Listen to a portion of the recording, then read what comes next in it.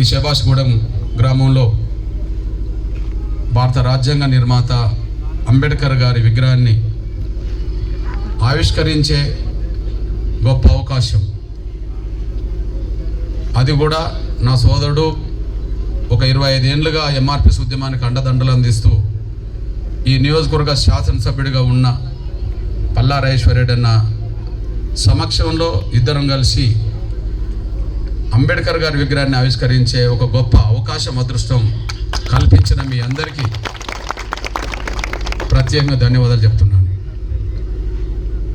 ఈ కార్యక్రమాన్ని జయప్రదం చేయడం కోసం అహర్నిశలు శ్రమించిన, అదే సమయంలో అందరూ సహకరించిన అందరికీ నేను ప్రత్యేక ధన్యవాదాలు చెప్తున్నాను. ఇక్కడ అందరికీ అవకాశం ఇవ్వలేదు, ఇంకా చాలామంది మాట్లాడే అవకాశం ఉన్నా ఇవ్వలేదు. కాకపోతే పాత్రికేయ మిత్రులకు విషయం తొందరగా సమాచారం సమాజానికి వెళ్ళాలి కాబట్టి అన్నకు అవకాశం, మన ప్రముఖ నాయకత్వానికి అవకాశం ఇవ్వడం జరిగింది. దయచేసి ఎవరు అపార్థం చేసుకోవద్దని నేను సవినంగా విజ్ఞప్తి చేస్తాను. ఇకపోతే ప్రపంచంలో ఎక్కడ లేని ఒక వ్యవస్థ ఒక మన భారతదేశంలోనే ఉన్నది, అదే కుల వ్యవస్థ. ప్రపంచంలో ఎక్కడ లేని ఒక వ్యవస్థ మన దేశంలో ఉన్నది, అదే కుల వ్యవస్థ. ఈ దేశంలో ఉండబడే కుల వ్యవస్థ వల్ల సాంఘిక అసమానతలు, ఆర్థిక అసమానతలు బలంగా పెరగడానికి కూడా దారితీసింది. ప్రపంచవ్యాప్తంగా ఆర్థిక అసమానతలు ఉన్నమాట ఎంత వాస్తవమో, ఈ భారతదేశంలో సాంఘిక అసమానతలు, కుల వివక్షత ఉన్నమాట అంతే వాస్తవం. ప్రపంచవ్యాప్తంగా ఆర్థిక అసమానతలు ఉన్నట్టుగానే ఇక్కడ కూడా పేద ధనిక ఉన్నది. కానీ ప్రపంచం ఎక్కడ లేని కుల వ్యవస్థ ఉండడం వల్ల మీరు దళితులు, మేము ఓసీలు, మీరు బీసీలు, మీరు ఎస్టీలు, మీరు ఈ కులం, మేము ఆ కులం అని చెప్పి ప్రతి కులానికి ఒక హోదా కల్పించి, మీరు మాకంటే తక్కువ అని కొందరంటే, అవును మీకంటే మేము తక్కువనేమో అని చెప్పి అనుకునే స్థాయికి ఈ దేశ కుల వ్యవస్థలో దళితులు అనబడుతున్న వాళ్ళు కొన్ని వేల సంవత్సరాలుగా వివక్షత గురైన సందర్భాలు ఉన్నాయి. ఇవి మనందరికీ తెలుసు. ఈ కుల వ్యవస్థ చాలా రూపాలుగా దళిత వర్గాలను సమాజంలో వెనుకకు నెట్టేసింది. ముఖ్యంగా ఈ దేశ కుల వ్యవస్థ కొందరికి మాత్రమే చదువుకునే హక్కును, స్వేచ్ఛను కల్పించి కొన్ని వర్గాలకు చదువుకునే స్వేచ్ఛను, హక్కును లేకుండా చేసింది. దళిత వర్గాలకే కాదు, ఈ దేశంలో ఉండబడే సాంప్రదాయాలు కూడా మహిళలకు కూడా స్వేచ్ఛ లేని పరిస్థితులు తీసుకొచ్చినాయి.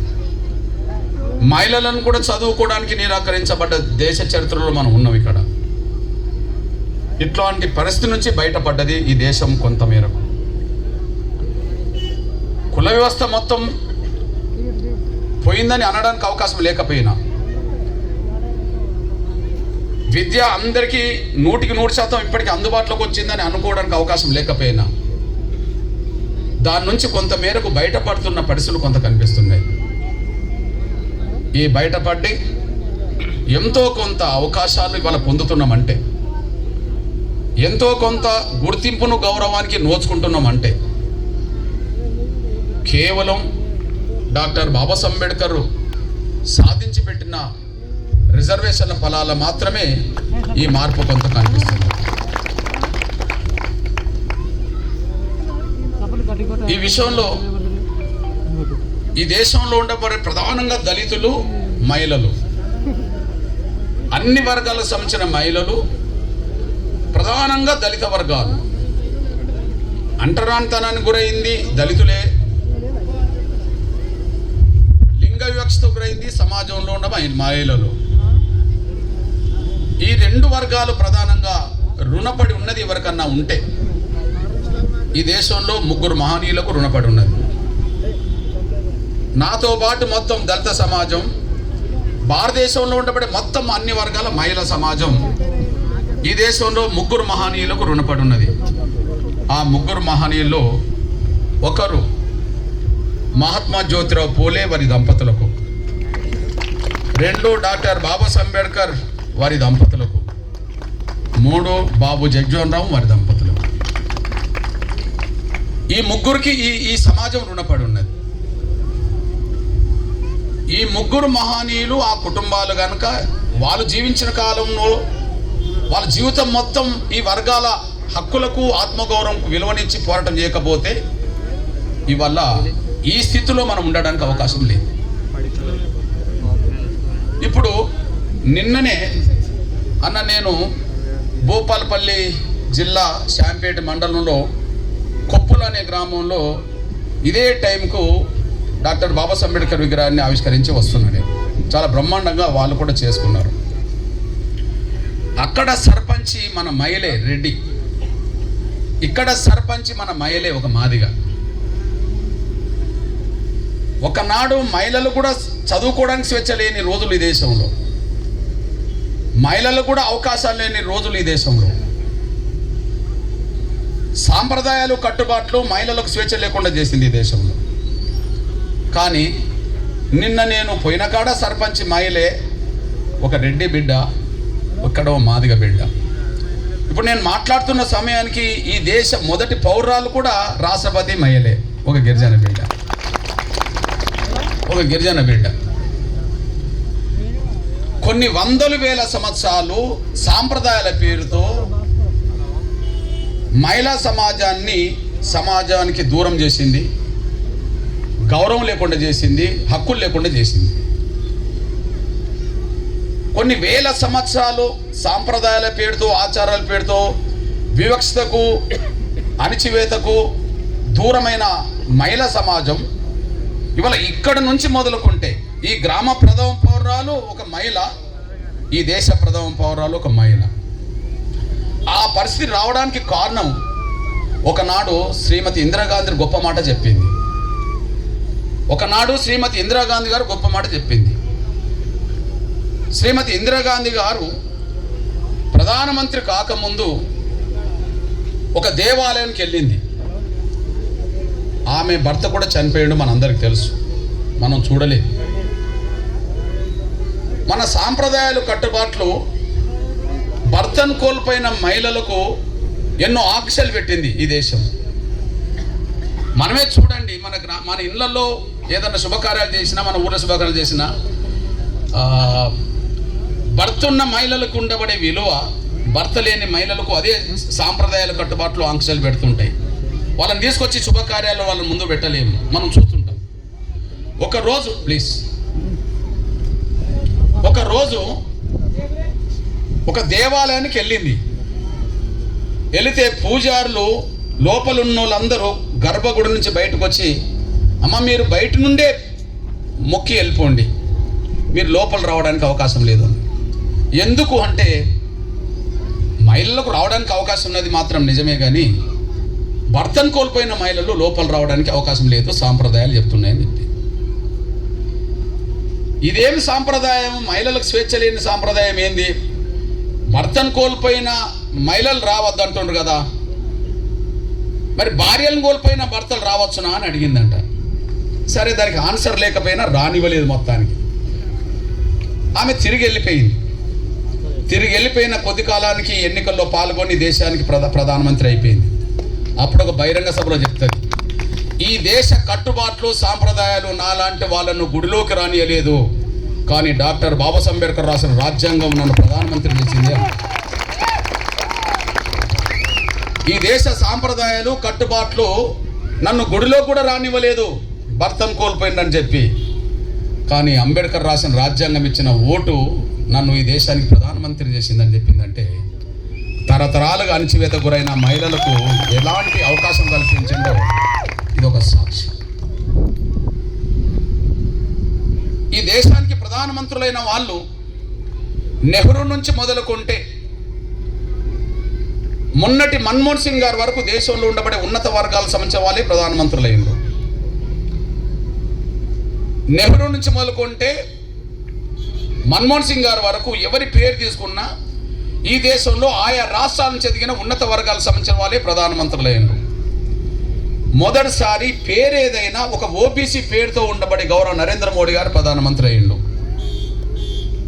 ఆయన పార్లమెంట్లోకి అడుగుపెట్టే ముందు పార్లమెంటు దగ్గర ఉండబడే నేలకు ముద్దాడి మళ్ళీ లోపలికి వెళ్ళి బయటకు వచ్చి ఆయన ఒక మాట అన్నాడు, ఈరోజు ఒక బలహీన వర్గాల బిడ్డగా ఈ ప్రజాస్వామ్యం నన్ను దేశానికి ప్రధానమంత్రి చేసిందంటే రాజ్యాంగం, అంబేద్కర్ రాసిన రాజ్యాంగం వలన ఇది సాధ్యమైందని చెప్పారు.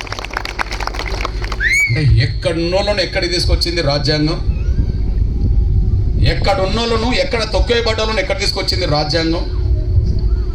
ఊరికి దూరంగా పెట్టడానికి ప్రయత్నం చేసిన ఈ సమాజమే డాక్టర్ బాబాసాహెబ్ అంబేద్కర్ రాసిన రాజ్యాంగం మేరకే నిన్నటి వరకు గౌరవ మన సోదరి, ఇప్పుడు ముర్ము ప్రెసిడెంట్ కదా, గిరిజన బిడ్డ, అంతకుముందు రామ్నాథ్ కోవింద్ కూడా ఒక దళిత బిడ్డే ప్రెసిడెంట్ అయ్యిండు కదా, అంతకుముందు కేఆర్ నారాయణ్ కూడా ఈ దేశానికి ప్రధానమంత్రి అయ్యింది కదా. అంటే కొన్ని వేల సంవత్సరాలుగా అణచివేతకు గురవుతున్న ఈ వర్గాలకు కొంత స్వేచ్ఛ, హక్కులు, అవకాశాలు, గౌరవం దక్కుతున్నదంటే కేవలం ఆ ముగ్గురు మహనీయులే. నంబర్ 1 డాక్టర్ బాబాసాహెబ్ అంబేద్కర్, బాబు జగజ్జీవన్ కంటే ముందు పుట్టింది మహాత్మా జ్యోతిరావు పూలే, మహారాష్ట్ర పూణేలో.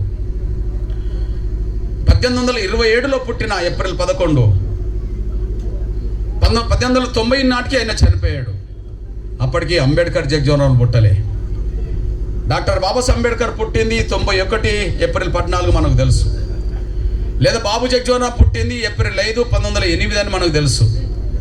అంటే వీళ్ళిద్దరు మహనీయులు పుట్టకముందే ఆ మహనీయుడు దేశంలో దళిత వర్గాలకు, మహిళలకు సమానమైన అవకాశాలు దక్కాలంటే ముందు వీళ్ళకు చదువు నేర్పాలని చెప్పి కొన్ని వందల సంవత్సరాలుగా ఏ వర్గాలకు చదువు నిరాకరించబడ్డదో ఈ వ్యవస్థలు ఎవరికి నిరాకరించబడ్డదో వాళ్ళకు నేను చదువు నేర్పడం ద్వారానే వాళ్ళ జ్ఞానవంతులు చేసి సమాజంలో వాళ్ళ గౌరవాన్ని, అభివృద్ధిని తీసుకురావాలని చెప్పి మొట్టమొదటి సాంఘిక విప్లవకారుడు, మన వర్గాల కోసం పాటుపడ్డ మహనీయ కుటుంబం ఏదంటే మహాత్మా జ్యోతిరావు పూలే, సావిత్రిబాయి పూలే ప్రయత్నాలే మనకు చదువు రావడానికి దారితీసి ఈ దళిత వర్గాలకు చదువు నేర్పాలని ప్రయత్నం చేసినప్పుడు, ప్రత్యేకంగా స్కూళ్ళు మహాత్మా జ్యోతిరావు పూలే కుటుంబం ఏర్పాటు చేసినప్పుడు, మహిళలకు చదువు నేర్పడం కోసం తన భార్యకే చదువు నేర్పి ఆమెను టీచర్గా చేసి అగ్రవర్ణాల మహిళలకు కూడా, బ్రాహ్మణ మహిళలు కూడా చదువు నేర్పించే ప్రయత్నం చేస్తున్నప్పుడు ఈ సాంప్రదాయాలు అనబడుతున్న వాళ్ళతోటి సమస్యలు, సందర్భాలు, గొడవలు ఎదుర్కొన్నాడు.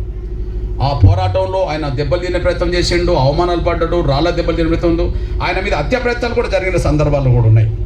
అయినప్పటికీ ఆయన ఏ వర్గాలకైతే కొన్ని వందల సంవత్సరాలు, వేల సంవత్సరాలు చదువు నిరాకరించబడ్డదో, వాళ్ళకి ఏ సమాజం అయితే గౌరవం ఇవ్వలేదో వాళ్ళ కోసం పాటుపడి ఒక ప్రయత్నం చేయడం వల్లనే ఈ దేశంలో దళిత వర్గాల్లో చదువు చైతన్యం పెరిగింది, మహిళల్లో చదువు చైతన్యం పెరిగింది.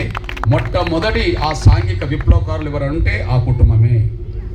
వాళ్ళు ఎవరు కాదు, వాళ్ళు బలహీన వర్గాల్లో వచ్చిన వాళ్ళు. అందుకనే డాక్టర్ బాబాసాహెబ్ అంబేద్కర్ ప్రపంచ మేధావి అయిన తర్వాత, చిన్నప్పుడు వివక్షత ఎదుర్కొన్నాడు, బాధలు పడ్డాడు, కష్టాలు పడ్డాడు, కొంతమంది సహాయం తీసుకున్నాడు. ఆయన పెద్ద చదువుకున్నాడు, చదువుకొని వచ్చి కృతజ్ఞతగా ఎవరైతే సాయం చేశాడో వాళ్ళ దగ్గర ఉద్యోగం చేసే ప్రయత్నం చేశాడు. అక్కడ కూడా కుల వివక్షత ఎదుర్కొన్నాడు. ఇవన్నీ ఎదుర్కొని ప్రపంచ మేధావిగా రాజ్యాంగం రాసే కాడికి కూడా వచ్చేసాడు. కానీ అప్పుడు ఒక మాట అంటాడు, ఎవరు అడుగుతారు, నీకు ఇంత స్ఫూర్తి వచ్చిందంటే, గొప్ప మేధావిగా ఎదిగినవు అంటే నీకు ఎవరు స్ఫూర్తి అని అడిగితే, నాకు స్ఫూర్తినిచ్చింది మహాత్మా జ్యోతిరావు పూలే అని చెప్పగలుగుతాడు. ఆయనకు గురువు ఎవరు అంటే చదువు నేర్పిన గురువు అనేది కాదు, ఒక స్ఫూర్తి నేర్పింది ఎవరని ఉంటే మహాత్మా జ్యోతిరావు పూలేనే నాకు గురువు అని చెప్పగలుగుతాడు. ఆయన పుట్టకముందు, డాక్టర్ బాబాసాహెబ్ అంబేద్కర్ పుట్టకముందే చనిపోయిన మహనీయుని గురువుగా ఎన్నుకునే పరిస్థితి ఎందుకు వచ్చిందంటే, వాళ్ళ సేవలు మనల్ని పైకి తీసుకొచ్చినాయి కాబట్టి మర్చిపోని పద్ధతిలోనే గుర్తుంచుకోవాల్సిన పరిస్థితి వచ్చేసింది. ఇక డాక్టర్ బాబాసాహెబ్ అంబేద్కర్ మన కోసం పోరాటం చేసిండు, సాంఘిక వివక్షతకు వ్యతిరేక పోరాటం చేసిండు, ఆర్థిక అసమానతలు పోరాటం చేసిండు, రిజర్వేషన్ల కోసం పోరాటం చేసిండు, రాజ్యాధికారం కోసం పోరాటం చేసిండు, మనకు ఒక స్థానాన్ని కల్పించిండు. ఆ ప్రయత్నంలోనే రాజ్యాంగం రాయడం ద్వారా, ఆ రాజ్యాంగంలో కొన్ని హక్కులు మనకు అందులో పొందుపరచడం ద్వారా మనం అనుభవిస్తూ కొంతమేరకు మనం ఒక 10 అడుగులు ముందుకేసే స్థాయికి వచ్చేసాం. కొన్ని వేల సంవత్సరాలుగా ఒక అడుగు కూడా ముందుకేయడానికి అవకాశం ఈ దేశంలో. ఒక 10 అడుగులైనా మనం ముందుకు వచ్చినామనంటే, మొదటి అడుగు మనల్ని ముందుకు నడిపించింది మహాత్మా జ్యోతిరావు పూలే అయితే, ఆ మొదటి అడుగును 10 అడుగులు చేసింది, 20 అడుగులు చేసింది మన అందరి ఆరాధ్య దైవంగా పిలువబడుతున్న డాక్టర్ బాబాసాహెబ్ అంబేద్కర్ వల్ల మనం 10-20 అడుగులు ముందుకెళ్ళగలిగాం. ఇది మన అందరికీ తెలుసు. ఆ పోరాటాన్ని మరింత ముందుకు నడిపించే దిశగా జరిగిన పోరాటంలో ఒకవైపు అంబేద్కర్ మహారాష్ట్రలో వివక్షత వ్యతిరేక పోరాటం చేస్తుంటే, డాక్టర్ బాబు జగ్జీవన్ రామ్ కూడా స్వాతంత్ర పోరాటంలో భాగస్వామై దళిత వర్గాల హక్కుల కోసం ఆయన పోరాటం చేయడం మొదలుపెట్టేసింది అటు బీహార్లో. మరొక వైపు ఇక్కడ ఓటు హక్కు కావాలని చెప్పి అంబేద్కర్ మాట్లాడుతుంటే, అటువైపు ఈయనకు తోడుగా కాంగ్రెస్లో స్వాతంత్ర పోరాటం నాయకుడిగా ఉండి ఓటు హక్కు దళిత వర్గాలకు కావాలని పోరాటం చేసిందంటే బాబు జగ్జీవన్ రామ్ ఉన్నాడు. రిజర్వేషన్లు కావాలని చెప్పి అంబేద్కర్ ఒకవైపు వాదిస్తుంటే, బయట అంతర్గతంగా రిజర్వేషన్లు దళిత వర్గాలకు ఉండాలని చెప్పి కాంగ్రెస్ నుంచి వాదించిండు బాబు జగ్జీవన్ రామ్ గారు. అంటే బయట ఒకరు మాట్లాడుతుంటే స్వాతంత్ర పోరాటంలో భాగస్వామి అవుతూ కాంగ్రెస్లో ఉంటూ దళిత వర్గాల హక్కుల గురించి కొట్లాడింది బాబు జగ్జీవన్ రామ్. ఇకపోతే ప్రతి దాంట్లో ఒకరికొకరు తోడుగా వాళ్ళు పనిచేసుకుంటూ ముందుకు వచ్చేసారు. ఉదాహరణకు డాక్టర్ బాబాసాహెబ్ అంబేద్కర్కు రాజ్యాంగం రాసి ముసాయిదాను తయారు చేసే అవకాశం అంబేద్కర్కు వస్తే, ఆయన ముసాయిదా కమిటీ చైర్మన్ అవుతే, ఇంకొక 10 సబ్ కమిటీలు ఉంటాయి. ఆ రాజ్యాంగంలో ఏ ఉండాలి, ఏ అంశాలు ఉండాలనే కాడ ఒక 10 ముసాయిదా కమిటీలు ఉంటే, ఆ ముసాయిదా కమిటీల్లో 4 కమిటీల్లో అన్నదమ్ముల్లాగా వీళ్ళు కలిసి పనిచేస్తుంటారు. భారత రాజ్యాంగం రాయడానికి రచనా కమిటీకి చైర్మన్ ఎవరు? డాక్టర్ బాబాసాహెబ్ అంబేద్కర్. ఆయన రచనా కమిటీకి చైర్మన్. కానీ ఆ రచన తయారు కావడానికి, ఆ ముసాయిదా తయారు కావడానికి సలహా కమిటీలు 10 పడతాయి. ఆ 10లో 4 కమిటీల్లో మళ్ళీ వీళ్ళిద్దరు కలిసి ఉంటారు ఆ రోజుల్లో. కానీ ఇంకో అత్యున్నత కమిటీలో బాబు జగ్జీవన్ రామ్ ఉంటాడు. అత్యున్నత కమిటీ ఏంటిది? రాజ్యాంగ నిర్ణయ సభ. ఇప్పుడు ఏ పార్లమెంటుని అయితే మనం పిలువబడుతున్నామో ఆ పార్లమెంటు రాజ్యాంగం ఆమోదం పొందకముందు రాజ్యాంగ నిర్ణయ సభ అని పిలువబడేది. అది అంటే రాజ్యాంగం ఆమోదించిన తర్వాతనే అది మన పార్లమెంటుగా పిలువబడుతున్నది. అట్లాంటి పరిస్థితుల్లో రాజ్యాంగ నిర్ణయ సభ అంటే రాజ్యాంగాన్ని ఆమోదించే సభ. ఆ రాజ్యాంగ ఆమోదించే సభకు చైర్మన్ ఎవరు? డాక్టర్ రాజేంద్ర ప్రసాద్. రాజ్యాంగాన్ని ముసాయిదా తయారు చేసేది ఎవరు? చైర్మన్ అంబేద్కర్. ఒక 4 కమిటీల్లో అన్నదమ్ముల్లాగా పనిచేశారు. ఇక్కడ చెప్పదలుచుకుందంటే, ముసాయిదా తయారు చేసే కాడ అంబేద్కర్ ఉన్నాడు, సలహాలు ఇచ్చే కాడ అంబేద్కర్ జగ్జీవన్ రామ్ ఉన్నారు.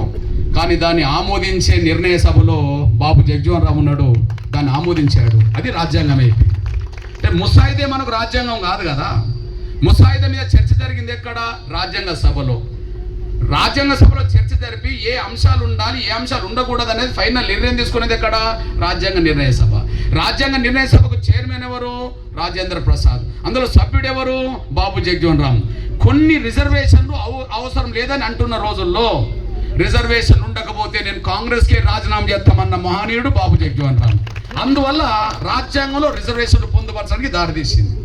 అంటే ఇద్దరు మహనీయుల స్ఫూర్తి, ఇద్దరు మహనీయుల శ్రమ, మహాత్మా జ్యోతిరావు పూలే చనిపోయినాక దాన్ని ముందుకు నడిపించే దిశగా జరిగిన ప్రయత్నాలు మనల్ని ఇక్కడ దాకా తీసుకొచ్చేసినాయి. అంటే స్వాతంత్ర సమరయోధుడిగా ఆయన సేవలు ఉన్నాయి, దళితుల హక్కుల పరిరక్షణ కోసం ఆయన సేవలు ఉన్నాయి, రాజ్యాంగాన్ని ఆమోదించగడైన సేవలు ఉన్నాయి. అంతకంటే ఎక్కువ 1956లోనే డాక్టర్ బాబాసాహెబ్ అంబేద్కర్ చనిపోతే, మనందరికీ తెలుసు చట్టసభలకు సంబంధించిన రాజకీయ ప్రాతినిధ్యం దళిత వర్గాలకు ఒక 10 ఏళ్ళు ఉంటే సరిపోతుందని కండిషన్ 10 ఏళ్ళు పెట్టిన విషయం మనందరికీ తెలుసు. మరి మొదటి 10 ఏళ్ళు అంటే ఎప్పుడు? 1950లో రాజ్యాంగం ఆమోదించబడ్డది. ఒక 10 ఏళ్లలో రిజర్వేషన్లు సరిపోతాయని అనుకున్నారు. అంటే 60లో రిజర్వేషన్లు ఎత్తేయడానికి రంగం సిద్ధమవుతుంది. మరి 60లో రిజర్వేషన్లు ఎత్తేయడానికి రంగం సిద్ధమైంది. మరి 60లో రిజర్వేషన్లు కాపాడడానికి ఎవరున్నారు అంటే 1956లోనే బాబాసాహెబ్ అంబేద్కర్ చనిపోయాడు. 1956లోనే బాబాసాహెబ్ అంబేద్కర్ చనిపోయాడు. అంటే మళ్ళీ 10 ఏళ్ళకు పొడిగించే అవకాశం అంబేద్కర్ చేతిలో లేదు. కానీ 10 ఏళ్ళు కాదు, ఆయన జీవించినంత కాలం రిజర్వేషన్లు పొడిగించడానికి కృషి చేసింది బాబు జగ్జీవన్ రామ్. ఆయన ఒక మాట అన్నాడు, ఈ దేశంలో కుల వ్యవస్థ ఉన్నది కదా, ఈ కుల వ్యవస్థలో అసమానత ఉన్నంత కాలం, వివక్ష ఉన్నంత కాలం రిజర్వేషన్ ఉండాల్సిందే. దాన్ని 10 ఏళ్ళలో 20 ఏళ్ళలో ఉన్న పేరుతో దాన్ని రద్దు చేస్తే అంగీకరించే ప్రసక్తే లేదని చెప్పి యుద్ధం చేసి నిలబెట్టుకుంటూ వచ్చింది. 60 నుంచి 70 వరకు తీసుకొచ్చింది, 70 నుంచి 80 వరకు తీసుకొచ్చింది. ఆయన చనిపోయేంత వరకు దాన్ని కాపాడింది బాబు జగ్జీవన్ రామ్. ఆయన కాపాడడం వల్లనే ఈ రోజు మనం అందరం కలిసి ఆ ఫలాలు అనుభవిస్తున్నాం అనేసి కూడా మీరు మర్చిపోతారు. 60లోనే రిజర్వేషన్లు ఎత్తేయడానికి రంగసిద్ధం అవుతే, 60లోనే కాపాడే ప్రయత్నం బాబు జగ్జీవన్ రామ్ చేయకపోతే, అది 80 దాకా అది అమలు చేయకపోతే ఇప్పుడు మనం ఫలాలు అనుభవించడానికి ఇక్కడ మన బిడ్డ ఉండేది కాదు, మీరు ఉండేది కాదు అనేసి కూడా మీరు మర్చిపోదు. అంటే ఇవాళ నేను మళ్ళా చెప్తున్నా, నేను మీరు ముఖ్యంగా దళిత వర్గాలకు సంబంధించిన వాళ్ళు, అన్ని వర్గాలకు సంబంధించిన మహిళలు ఈ సమాజంలో ఎవరికన్నా రుణపడి ఉన్నారంటే, కొన్ని వేల సంవత్సరాలుగా అణిచివేతకు వివక్షతకు గురవుతున్న వర్గాలకు ఒక విముక్తి మార్గంలో ప్రారంభంలో చూపించింది పూలే దంపతులు, ఆ తర్వాత అంబేద్కర్ దంపతులు, తర్వాత బాబు జగ్జీవన్ రామ్ దంపతులు. వాళ్ళ అడుగు జాడల్లో ఇప్పుడు మనం నడవడమే వాళ్ళకి ఇచ్చే నిజమైన నివాళనేసి కూడా మీరు దృష్టిస్తున్నాను. ఈ నేపథ్యం మనందరూ గ్రహిస్తారని చెప్పి ఆశిస్తున్నాను. నేను ఈ దేశంలో వివక్షతకు అణచివేతకు గురవుతున్న వర్గాలు మాత్రం ఎవరిని గుర్తించినా గుర్తించకపోయినా ఆ 3 కుటుంబాలను మాత్రం మనం గుర్తించాలి, గౌరవించాలి, వాళ్ళని పూజించాలి, వాళ్ళ ఆలోచనకు అనుగుణంగా పనిచేయాలి. అదే మన జీవిత లక్ష్యంగా ఉండాలని నేను సవినంగా కోరుకుంటున్నాను. నేను ఇకపోతే మీ అన్నగా ఒక 30 ఏళ్ల పాటు ఈ ఎంఆర్పిఎస్ ఉద్యమానికి 31 సంవత్సరం పాటు ఉద్యమాన్ని నడుపుతున్నాం. ఇక్కడ మీరు గ్రహించాలి, 1994లో ఎంఆర్పిఎస్ ఉద్యమం మొదలై 2025లో ఉన్నాం. ఉమ్మడి ఆంధ్రప్రదేశ్లో ప్రకాశం జిల్లాలో సముద్రం ఒడ్డుకుండబడి ఒక మారుమూల గ్రామంలో ఒక 15 నుంచి 20 మంది పిల్లల్ని పట్టుకొని మొదలైన ఉద్యమం, ఒక ముఖ్యములు మొదలైన ఉద్యమం ఇవాళ దేశం మొత్తం మీద విస్తరించి పాలకులను కూడా ఒప్పించి వర్గీకరణ అమలు చేయించుకునే కాడికి ఇవాళ వచ్చేసాం అనుకుందాం. ఇది చాలామంది అనుకుంటున్నట్టుగా ఇది మాలలకు వ్యతిరేకం, మాదిగలకు అనుకూలం అనే అంశం కాదు. ఇది ఎవరికి వ్యతిరేకం కాదు, ఎవరికి అనుకూలం కూడా కాదు. ఇది ఎవరికి వ్యతిరేకం కాదు, ఎవరికి అనుకూలం కాదు. ఒక మాటలు చెప్పాలంటే, ఆ 3 మహనీయులు వాళ్ళ జీవిత కాలంలో ఏది సాధించి పెట్టారో ఆ సాధించి పెట్టిన ఫలాలందరికీ అందడం కోసమే వర్గీకరణ పోరాటం జరిపిన మనిషి కూడా మీరు మర్చిపోరు. ఆ మహనీయులు సాధించి పెట్టిన అవకాశాల హక్కుల్ని అందరికి అందించడం కోసమే ఈ పోరాటం మొదలైందే తప్ప ఇక్కడ మాలలకు వ్యతిరేకము, మాదిగలకు అనుకూలంగా ఈ పోరాటం మొదలు కాలేదేసి మీ దృష్టికి తీసుకొస్తున్నాను. ఎందుకు ఈ విషయం చెప్తున్నానంటే, డాక్టర్ బాబాసాహెబ్ అంబేద్కర్ లేదా బాబు జగ్జీవన్ రామ్ ఇద్దరు కలిసి సాధించి అమలు చేసిన రిజర్వేషన్లు ఈ దేశంలో అందరికీ దక్కలేదనే విషయం సాక్ష్యాలు వచ్చినప్పుడు అందరికీ దక్కేలాగా చేయడం అనేది వాళ్ళ ఆశయాల్లో భాగమే కదా. ఇప్పుడు అందరికీ దక్కలేదనే విషయం నిర్ధారణ జరిగింది. ఆ నిర్ధారణ జరిగినప్పుడు అందరికీ అందేలాగా చేయడం కూడా బాధ్యత కదా. ఆ బాధ్యత అనేది వాళ్ళ ఆశయాలకు అనుగుణంగా పనిచేసేది కదా. ఆ లక్ష్యంలోనే మీరు చూడాల్సిందే తప్ప ఇది మాలలకు వ్యతిరేకం, మాదిగలకు అనుకూలంగా చూడొద్దు అనేసి మీ దృష్టికి వస్తున్నాను. నేను ఎందుకు నేను ఈ మాట మాట్లాడుతున్నానంటే, ఎంఆర్పిఎస్ ఉద్యమం మొదలుపెట్టింది 94లో. కానీ నేను పుట్టక ముందే ఈ దేశంలో ఒక కమిషన్ నివేదిక చెప్పేసింది.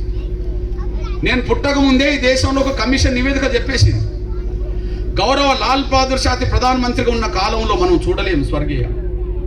ఆనాడు డాక్టర్ బాబాసాహెబ్ అంబేద్కర్ సాధించిన రిజర్వేషన్ పాలనలో ఈ దేశంలో దళితుల్లో ఉన్న అన్ని కులాలకు అందుతున్నాయా లేదా ఒకసారి చెక్ చేయండి అని చెప్పి ఒక కమిటీ పడ్డది. ఆ కమిటీ పేరు లోకూరు కమిటీ. ఆ కమిటీ రిపోర్ట్ వచ్చే సమయాన్ని కూడా నేను పుట్టలే. నేను 1965 జూలై 7న పుట్టా. కానీ 1965 ఏప్రిల్ నాటికి కమిటీ వేసి రిపోర్టు జూన్ నాటికి వచ్చేసింది. అంటే దేశవ్యాప్తంగా ఆఫీసర్లు అందరూ కూర్చొని సర్వే చేశారు. ఆ సర్వే చేసి ఒక రిపోర్ట్ ఇచ్చేసింది.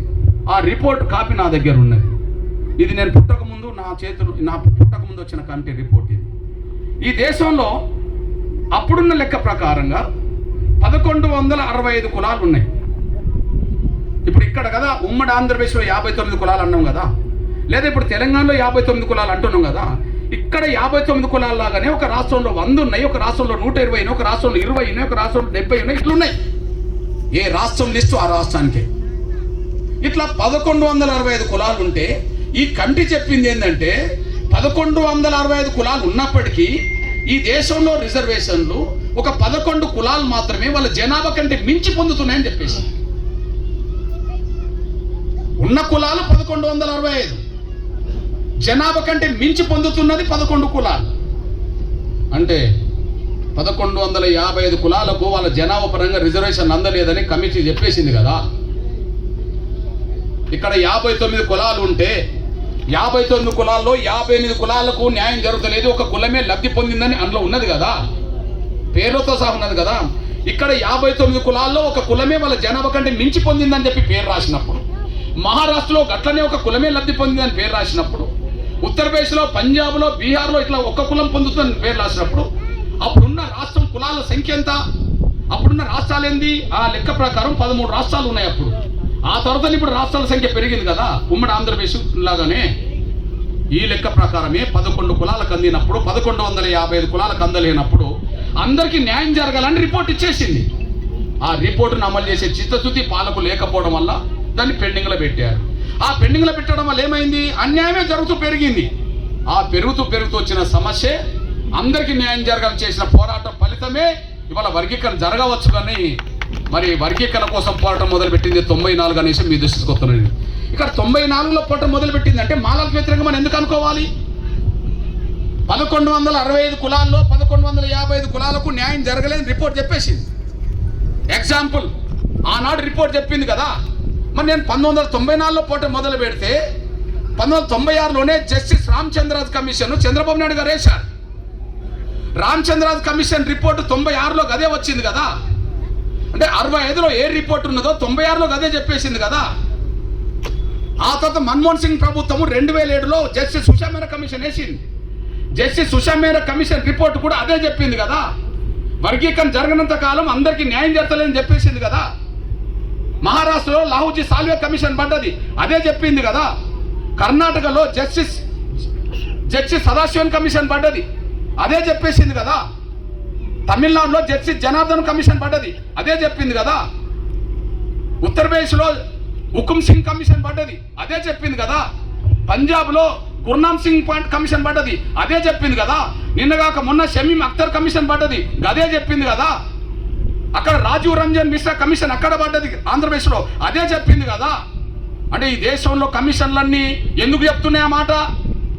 నేను పుట్టకముందు ఎందుకు చెప్పింది, పోనీ ఇప్పుడు ఎందుకు చెప్పింది అంటే అందరికీ న్యాయం జరగలేదనే విషయం వాస్తవం అనే విషయం నేను పుట్టక ముందు నుంచి మొదలుకొని ఇప్పటివరకు రుజువు అవుతుంది. మరి అందరికి న్యాయం జరగాలి కదా. అంటే డాక్టర్ బాబాసాహెబ్ అంబేద్కర్, బాబు జగజ్జీవన్ సాధించి పెట్టిన అవకాశాలు అందరికి దక్కలేదనే విషయం చరిత్ర సాక్ష్యమైనప్పుడు అందరికి దక్కేలాగా చేయడం అనేది ఎవరికి వ్యతిరేకం? అందరికి దక్కేలాగా చేయడం అనేది ఎవరికి వ్యతిరేకం? అందువల్ల అందరికి దక్కేలాగా చేయడం కోసమే ఒక చిన్న ఉద్యమం మొదలుపెట్టి రాష్ట్రం మొత్తం విస్తరించి, దక్షిణాది రాష్ట్రాలు విస్తరించి, దేశం మొత్తం విస్తరించి, కష్టాలు పడి, బాధలు పడి, నిందలు పడి, జైలు పాలై, కొంతమంది బిడ్డలు కోల్పోయి దేశ చిత్రపటాన్నిలోనే కీలకమైన ఒక సమస్యగా మార్చి ఈ సమస్యను పరిష్కరించుకోవడానికి 30 ఏళ్ళు పట్టింది. ఈ 30 ఏళ్ళ పోరాటంలో అన్ని పార్టీలు ఒక తాటికి తీసుకొచ్చాం. ఇది ఎంత న్యాయమైన విషయం అని అంటే ఒక్కసారి మీ దృష్టికి తీసుకొస్తున్నా. శాసనసభలో ఒక అంశం మీద చర్చ జరిగితే, ఓటింగ్ జరిగినప్పుడు అధికారం ఉన్న వాళ్ళకు మెజార్టీ వస్తూనే ఉంటుంది, పక్కకు పెట్టేసేయండి. లేదా ఓటింగ్ జరిగితే 100 అన్న కాడ 50-60 మధ్యలో ఒక తేడా ఉంటుంది అనుకుందాం. కానీ 98లో ఉమ్మడి ఆంధ్రప్రదేశ్లో శాసనసభలో చర్చ జరిగినప్పుడు తీర్మానం జరిగింది, ఏకగ్రీవ తీర్మానం. అక్కడున్న పార్టీలన్నీ ఆమోదించినాయి. 2000 సంవత్సరంలో మళ్ళీ తీర్మానం జరిగింది, ఏకగ్రీవంగా ఆమోదించినాయి. ఆ 2 సందర్భాలు చంద్రబాబు నాయుడు. 2004లో రాజశేఖర్ గారు తీర్మానం పెట్టేశాడు, ఏకగ్రీవంగా జరిగినాయి. 2014లో కేసీఆర్ గారు అసెంబ్లీ తీర్మానం పెట్టిండు, ఏకగ్రీవంగా జరిగినాయి. 2023-24లో మళ్ళా రేవంత్ రెడ్డి గారు తీర్మానం పెట్టిండు, ఏకగ్రీవం జరిగినాయి. నిన్నగాక మొన్న చంద్రబాబు నాయుడు తీర్మానం పెట్టిండు, ఏకగ్రీవం జరిగినాయి. ఇన్నిసార్లు 98 మొదలుకొని 2024 వరకు శాసనసభలో ఎప్పుడు చర్చ జరిగినా ఏకగ్రీవ తీర్మానం జరుగుతుందంటే అన్ని పార్టీల మధ్య తీర్పున్నట్టే కదా. ఒక్క పార్టీ వ్యతిరేకించే పరిస్థితి లేదు కదా. అంటే మాదిగ దండోరా ఎంత న్యాయమైన డిమాండ్ లేవనెత్తింది, ఎంత కీలకమైన అంశంగా మార్చింది. అయితే ఈ సమస్య పరిష్కారం మళ్ళీ అది కేంద్రం దృష్టికి వెళ్ళినప్పుడు కేంద్ర ప్రభుత్వాన్ని ప్రభావితం చేయడం కోసం ఎన్నో ఉద్యమం ఢిల్లో చేశాం. తెలంగాణ ఉద్యమానికి పెద్దలు గౌరవ కేసీఆర్ గారు అన్ని పార్టీతో లేఖలు రాయించిండు. తెలంగాణ ఉద్యమానికి గౌరవ కేసీఆర్ గారు అన్ని పార్టీలతో మద్దతు తీసుకొచ్చి లేఖలు రాయించాడు. అట్లనే ఎస్సీ వర్గీకరణ అంశం కేంద్రం పరిధిలోకి వెళ్ళినాక అన్ని పార్టీలతో ఎస్సీ వర్గీకరణ నేను లేఖలు రాయించాను. తెలంగాణకు మద్దతు ఇవ్వని పార్టీలతో వర్గీకరణకు అనుకూలంగా లేఖలు రాయించాను. తెలంగాణకు మద్దతు ఇవ్వని పార్టీలతో ఏకగ్రహంగా నేను లేఖలు రాయించాను. ఈ దేశంలో ఇప్పుడు మీకు చూపెట్టే పేరు చూడండి, దేవగౌడ గారు ప్రధానమంత్రి, మాజీ ప్రధానమంత్రి. ఈ రాష్ట్రంలో అందరు సపోర్టే, ఈ దేశంలో మెజార్టీ సపోర్ట్. ఆ మెజార్టీ సపోర్ట్ ఎంత ఉన్నదంటే తెలంగాణ ఉద్యమానికి కూడా రాని మద్దతు వర్గీకరణ ఉద్యమానికి వచ్చింది. ఎగ్జాంపుల్, ఇప్పుడు తెలంగాణ గడ్డ మీదనే ఉద్యమం జరుగుతుంటే తెలంగాణ గడ్డ మీదనే హైదరాబాద్ నుండి పార్టీ పెట్టిన ఎంఐఎం మనకు సపోర్ట్ చేయలే. కానీ అదే ఎంఐఎం ఓఐసీ గారు ఎస్సీ వర్గీకరణ సపోర్ట్ చేయాల్సి వచ్చేసింది. మన అందరూ తెలుసు సిపిఎం పార్టీ తెలంగాణ రాష్ట్ర ఉద్యమానికి చివరి వరకు సపోర్ట్ చేయాలి. కానీ ఎస్సీ వర్గీకరణకు అనుకూలంగా గౌరవ ప్రకాష్ కారత్ ఎస్సీ వర్గీకరణకు అనుకూలంగా లేఖలు రాశారు. ఇట్లా చెప్పుకుంటూ పోతే ఇక్కడ నుంచి మొదలుకుంటే దేశంలోనూ అన్ని పార్టీలు లేఖలు రాయించారు. సమస్య పరిష్కారం కోసం అందరినీ కూడా కట్టే ప్రయత్నం చేశాం. అంతేకాదు, ఈ దేశంలో అత్యున్నత వ్యవస్థలో మొదటి స్థానం ఎవరిది? రాష్ట్రపతి. ఈ దేశంలో అత్యున్నత వ్యవస్థలో మొదటి స్థానం ఎవరిది? రాష్ట్రపతి. ఇగో ఎస్సీ వర్గీకరణ అంశాన్ని రాష్ట్రపతి కూడా పరిష్కరించుకునే కాడికి తీసుకొచ్చేసాం. మీ బిడ్డగా ఒకసారి చూడండి, కేఆర్ నారాయణ్ రాష్ట్రపతి ఉన్న కాలంలో ఎస్సీ వర్గీకరణ న్యాయమేనని చెప్పి సిఫార్సు చేస్తేనే అప్పుడు చంద్రబాబు నాయుడు గారు ఏబీసీ చేశాడు. అంటే ఏ స్థాయికి వెళ్ళిందో చూడండి. ఒక మారుమూల గ్రామంలో మొదలుపెట్టిన ఉద్యమం దేశ రాష్ట్రపతి చేతిలో వర్గీకరణ సాధించుకునే కాడికి వచ్చేసింది. అయినా దాన్ని కొంతమంది అడ్డుకునే ప్రయత్నం చేస్తే కాంగ్రెస్ గవర్నమెంట్ వచ్చినప్పుడు కాంగ్రెస్లో చక్రం తిప్పుతున్నది ముగ్గురు. అప్పుడు కాంగ్రెస్లో యూపీఏ గవర్నమెంట్లో చక్రం తిప్పుతున్న ముగ్గురు. అప్పుడు ఆ ముగ్గురులో టెక్నికల్గా దేశ ప్రధానమంత్రి గౌరవ మన్మోహన్ సింగ్ గారి దగ్గరికి గౌరవ రాజశేఖర్ గారిని పట్టుకొని అఖిల పక్షాలు అన్నిటి పట్టుకొని ఆయన దగ్గర కూర్చొని కమిషన్ వేయించుకున్నాం. ఇప్పుడు ఉషా మేర కమిషన్ చూపించింది అప్పుడే. ఇంకో చూడండి, దేశ ప్రధానమంత్రితో చర్చలు జరిపే కాడికి ఈ రాష్ట్రంలో అన్ని పార్టీలు చర్చలు జరపడానికి వెళ్ళినాయి. అంటే ప్రధానమంత్రులు కదిపించి ఎస్సీ వర్గీకరణ కమిషన్ వేయించి కాడికి వచ్చేసినాయి. ప్రధానమంత్రిని నడిపించింది ఎవరు? గౌరవ శ్రీమతి సోనియా గాంధీ గారు. శ్రీమతి సోనియా గాంధీ గారి దగ్గరికి వెళ్ళి కూడా ఎస్సీ వర్గీకరణకు అనుకూలంగా ముందుకు రండి తల్లి అని చెప్పాల్సి వచ్చేసింది. ఆమెను పట్టుకొని నేను మన నంద్యాలతో పాటు చాలా మంది కలిసి చాలాసార్లు విజ్ఞప్తి చేయాల్సిన పరిస్థితి వచ్చేసింది. అదే సమయంలో సోనియా గాంధీ గారికి దండం పెట్టి అమ్మమ్మ సమస్యను పరిష్కరించని మీ చేయుతనివ్వాలని చెప్పి దండం పెట్టి కోరాల్సిన పరిస్థితి నెట్టబడ్డది. దేశ అత్యున్నత ప్రభుత్వాన్ని నడిపింది ఆ ముగ్గురే కదా. ఆ ముగ్గురులో రాహుల్ గాంధీ గారు ఉన్నారు కదా. ఇగో నేను రాహుల్ గాంధీ గారి దగ్గరికి వెళ్ళి వినతి పత్రం ఇచ్చాను కదా. నేను రాహుల్ గాంధీ గారితో కలిసి ఎస్సీ వర్గీకరణ అంశం మీద ఒక వేదికను పంచుకున్న సందర్భాలు కూడా ఉన్నాయి కదా. అంటే ఈ దేశంలో ఉండబడే అత్యున్నత స్థాయిలో ఉండబడే ఆ ముగ్గురిని కలిసి వర్గీకరణ అంశం మీద సహకారం కోరాం కదా. అంటే ఆ స్థాయికి వెళ్ళాం కదా. ఓకే, గౌరవ ప్రధానమంత్రి గారు వర్గీకరణకు అనుకూలంగా కమిషన్ వేసింది. సోనియా గాంధీ గారు కూడా అప్పుడు సిఫార్సు చేయమని చెప్పేసింది. రాహుల్ గాంధీ గారు వేదిక మీద వర్గీకరణ జరగాలని కోరుకున్నాడు. అంటే ఎవరిని కదిలించామంటే దేశ ప్రధానమంత్రులను, ప్రభుత్వాన్ని కదిలించాము. అయినప్పటికీ ఎస్సీ వర్గీకరణ అంశం కోర్టులో పెండింగ్లు ఉంటే ఆ పెండింగ్లో ఉన్న అంశాన్ని క్లియర్ చేయించడం కోసం జరిగిన ప్రయత్నంలో కేంద్ర ప్రభుత్వ సపోర్ట్ కావాలి కాబట్టి గౌరవ నరేంద్ర మోడీ గారి ప్రభుత్వాన్ని కదిలించాల్సి వచ్చింది. ఆయనను ఒప్పించాల్సి వచ్చింది, ఆయనను రప్పించాల్సి వచ్చింది, ఆయన సహకారం తీసుకోవాల్సి వచ్చింది. కేంద్ర ప్రభుత్వం అఫిడవిట్తో సుప్రీంకోర్టులో వర్గీకరణ అంశాన్ని బయటపడేసుకోవాల్సిన దారి తీసింది. ఈ సమయంలో వరంగల్లో ఒకసారి ప్రధానమంత్రి గారిని కలిసినప్పుడు ఖచ్చితంగా కృష్ణ నేను వర్గీకరణకు అనుకూలంగా ఉంటాను అన్నాడు. సార్ ఒక గదిలో మాట్లాడుకోవడం కాదు సార్, నేను పబ్లిక్ మీటింగ్ పెడతా, మీరు వచ్చేది చెప్పండి అంటే నువ్వు పబ్లిక్ మీటింగ్ పెట్టినా నేను వస్తాను చెప్పడం జరిగింది. గదే విశ్వరూప మహాసభకు వచ్చి ఎస్సీ వర్గీకరణకు అనుకూలంగా గౌరవ ప్రధానమంత్రి గారు వర్గీకరణకు అనుకూలంగా మాట్లాడాల్సిన పరిస్థితి వచ్చేసింది. తర్వాత సుప్రీంకోర్టు జడ్జిమెంట్ వచ్చిన తర్వాత థ్యాంక్స్ చెప్పినప్పుడు కూడా ఇది 30 ఏళ్ల పోటం తగ్గిన ఫలితం అని చెప్పి ప్రధానమంత్రి గారు మాట్లాడాల్సిన పరిస్థితి నెట్టబడింది. దాంటప్పుడు ఈ దేశ ప్రధానమంత్రులు కదిలించింది ఏ వ్యవస్థ ఒప్పించింది, ఈ దేశ రాష్ట్రపతులు ఒప్పించింది, మెజారిటీ రాజకీయ పార్టీలు ఒప్పించింది.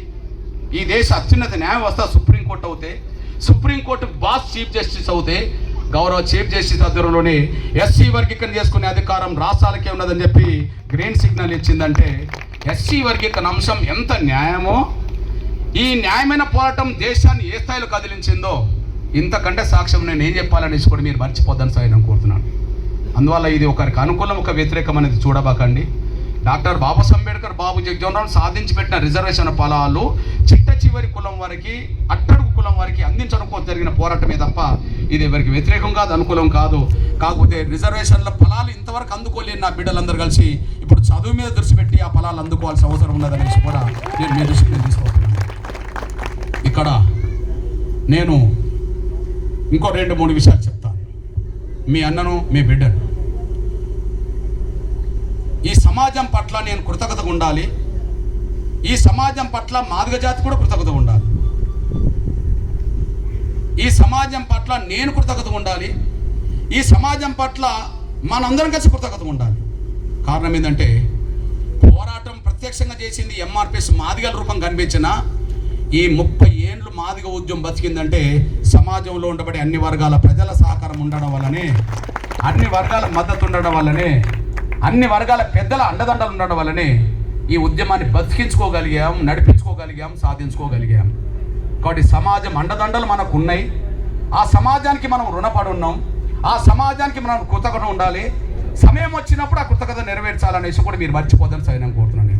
నేనైతే ఆ భావానికి నేను కట్టుబడి ఉంటాను. ఎందుకు కట్టుబడి ఉంటా అంటే డాక్టర్ బాబాసాహెబ్ అంబేద్కర్ చాలా ఒక గొప్ప మాట అన్నాడు. ఎవరన్నా నీకు చిన్న సహాయం చేస్తే, ఎవరన్నా నీకు చిన్న సహాయం చేస్తే ఆ సాయం చేసిన వ్యక్తి నీకు 10 రోజులు కనిపించినా 10 ఏళ్ళు కనిపించినా ఆ సాయం చేసిన వ్యక్తి పట్ల నువ్వు కృతజ్ఞత కలిగి ఉండు అని చెప్తాడు అతను. అసలు కృతజ్ఞత చూపెట్టని వ్యక్తులంటే నాకు అసహ్యం అని కూడా చెప్తాడు. అట్లాంటి వరుసలో ఈ ఉద్యమం ఒక చిన్న గ్రామంలో మొదలై దేశం మొత్తం మీద విస్తరించి ఒక స్థాయికి రావడానికి కారణం సమాజం అందించిన సహకారమే కారణం. కాబట్టి సమాజానికి మనం కృతజ్ఞత ఉండాల్సిందే, రుణపడి ఉన్నాం, రుణం తీసుకోవడానికి ప్రయత్నం చేయాల్సిందే. అందుకు అనుగుణంగానే ఎంఆర్పిఎస్ ప్రయాణం 30 ఏళ్ళు నడుతుందనేసి కూడా మీరు మర్చిపోవాలి. ఇక్కడ మీ దృష్టికి తీసుకొచ్చే విషయాలు ఉన్నాయి. ఎందుకు నేను ఈ మాట చెప్తున్నానంటే మాదిగ ఉద్యమం లక్ష్యం వర్గీకరణ 30 ఏళ్ళు కొట్లాడాం. 94లో వస్తే 2024లో సుప్రీంకోర్టు తీర్పు వచ్చింది. ఇప్పుడు 25లో రేపు ఆర్డినెన్స్ రాబోతుంది. అదొక విషయం పక్క పెట్టేసేయండి. కానీ 30 ఏళ్ళు అయితే కొట్లాడాం కదా. ఆ 30 ఏళ్ళ కొట్లాడినప్పుడు మాదిగ జాతి బిడ్డల మీద కొట్లాడినట్టుకున్నా సమాజం అండదండ అందించింది కదా. మరి సమాజానికి మనం చేయాల్సింది ఉన్నది కదా. అందువల్ల పేరుకు ఎంఆర్పిఎస్ వర్గీకరణ పోరాటం చేస్తున్న కాలంలో కూడా సమాజం కోసం ఉద్యమాలు చాలా చేశాం. సమాజంలో అన్ని వర్గాల పేదల కోసం ఉద్యమాలు చేశాం. అంతిమంగా ఫలాలు ఈ సమాజంలో ఉండబడి అన్ని వర్గాలకు అందినాయి. ఇప్పుడు ఏ శబాష్ నగర్ ఇది శబాష్ గూడెం, ఇప్పుడు ఈ శబాష్ గూడెంలో అన్ని వర్గాల పేదలకు ఏ పథకాలు అవుతున్నాయో, ఈ తెలుగు రాష్ట్రాల్లో ఏ పథకాలు అయితే అన్ని గ్రామాలు ఉన్నాయో అన్ని గ్రామాల్లో ఆ పథకాలు రావడానికి కూడా ఎంఆర్పిఎస్ కారణం అనేసి కూడా మీరు మర్చిపోవాలి. అన్ని వర్గాలు చేసింది ఎంఆర్పిఎస్, కానీ అందరికీ ఫలితాలు అందించింది. ఎందుకు? ఒక చిన్న ఉద్యమానికి పెద్ద ఉద్యమంగా చేర్చింది సమాజం కదా. శక్తి లేని వానికి శక్తినిచ్చింది సమాజం కదా. శక్తి లేని కులానికి శక్తినిచ్చింది సమాజం కదా. మరి శక్తి మనకు పెరిగినప్పుడు తిరిగి సమాజానికి మన శక్తి ఉపయోగపడాలి కదా. ఇది ఆలోచన. ఈ ఆలోచనకు అనుగుణంగా జరిగిన పోరాటాలు ఈ గ్రామంలో అన్ని వర్గాలకు ఉన్నాయి, ఈ నియోజకవర్గంలో అన్ని వర్గాలకు ఉన్నాయి, ఈ తెలంగాణలో ఉన్నాయి, ఆంధ్రప్రదేశ్లో ఉన్నాయి, అంతటా ఉన్నాయి. అందుకు సాక్ష్యం మీ కళ్ళ ముందు ఒక 2-3 విషయాలు చెప్తాను. మీ దగ్గర ఆరోగ్యశ్రీ కార్డు ఉన్నది. ఆరోగ్యశ్రీ కార్డు అయితే ఉద్యమదారుని వచ్చిందే కదా. ఈ దేశంలో, ఈ ప్రపంచంలో పేదలు ఎక్కడికైనా గవర్నమెంట్ ఆసుపత్రికి వెళ్ళాల్సిందే. డబ్బులు ఉన్నోళ్ళు, కోటీశ్వర్లు ఎప్పుడైనా ప్రైవేట్ ఆసుపత్రికి వెళ్ళి వైద్యం పొందాల్సిందే. ఇది అందరికీ తెలిసిన విషయమే. కానీ తెలుగు రాష్ట్రాల్లో ఇప్పుడు ఆ పరిస్థితి లేదు. ఏ పేదలకు గుండె జబ్బు వచ్చినా, కిడ్నీ ప్రాబ్లం వచ్చినా, కాలు ఇరిగినా, లెగ్ ఇరిగినా, ఇంకోటి ఇరిగినా ఒక ఆరోగ్యశ్రీ కార్డు ఉన్నదంటే అది పట్టుకొని అపోలోకి వెళ్తున్నారు, యశోదకి వెళ్తున్నారు, కేర్కి వెళ్తున్నారు, నిమ్స్కి వెళ్తున్నారు, అంతటా వెళ్తున్నారు. దానికి కారణం ఏంది? ఆరోగ్యశ్రీ కార్డు ఉండడం వల్ల వెళ్తున్నారు. అట్లాంటి ఆరోగ్యశ్రీ కార్డు సాధించి పెట్టింది ఎంఆర్పిఎస్ఏ కదా. ఎట్లా వచ్చింది ఎంఆర్పిఎస్? ఆ ఆరోగ్యశ్రీ కార్డు ఎలా వచ్చింది? 2004లో నేను మీ బిడ్డగా చెప్తున్నా, మనందరూ కలిసి ఒక భావాన్ని కట్టుబడి ఉందాం. ఈ దేశ కుల వ్యవస్థలో నేను మాదిగ కావచ్చు, కానీ నేను మాదిగల్లోనే పుట్టాలని నేను కోరుకున్నాను. కుల వ్యవస్థ ఉన్నది, నా తల్లిదండ్రులు మాదిగలు కాబట్టి నేను మాదిగని చెప్పుకోవాల్సి వస్తాను. పల్లారాజేశ్వర రెడ్డి అన్న తల్లిదండ్రులు రెడ్డి కాబట్టి నేను రెడ్డి అని చెప్పుకోవాల్సి వస్తుంది. ఇంకోరు ఏ కులం అని చెప్పుకున్నా వాళ్ళ తల్లిదండ్రులది కాబట్టి అని చెప్పుకోవాల్సి వస్తుంది. అంటే మనం పుట్టకముందే కులం వస్తున్నది, కానీ ఆ కులంలో పుట్టాలని మనమైతే కోరుకోలేదు కదా. కానీ కులం కంటే మతం కంటే మనందరం కలిసి మానవత్వాన్ని ప్రదర్శించాలి. ఎవరు మన దగ్గరకు వచ్చినా, ఎవరు మన సాయం కోరినా శక్తి మేరకు సాయం చేసే కాడ నీ సాయం కోరిన వాళ్ళు నీ కులమా నీ మతం అని చూడొద్దు. మానవత్వం ఉంటే ఎవరికైనా నువ్వు సాయం చేయాల్సిందే. ఆ విషయం మీరు మర్చిపోద్దని సైలం కోరుతున్నాను. అది మనందరి బాధ్యత గుర్తేద్దాం. అందుకు అనుగుణంగానే ఒక ముస్లిం బిడ్డ సమస్య ఆరోగ్యశ్రీ పథకానికి దారితీసింది. ఒక ముస్లిం బిడ్డ సమస్య ఖమ్మం జిల్లా వైరం మండలం రెబ్బోర్ అనే గ్రామంలో 2004 ఎన్నికలు జరిగి కౌంటింగ్ జరిగిన సమయంలో ఒక చిన్న మీటింగ్ 7:30-8 గంటల ప్రాంతంలో బలహీన వర్గాలను పెడుతున్నప్పుడు అక్కడ ఒక ముస్లిం కుటుంబం ఒక పేద బిడ్డను సంకలేసుకొని వచ్చేసింది. ఆ అమ్మాయి ఒక మాట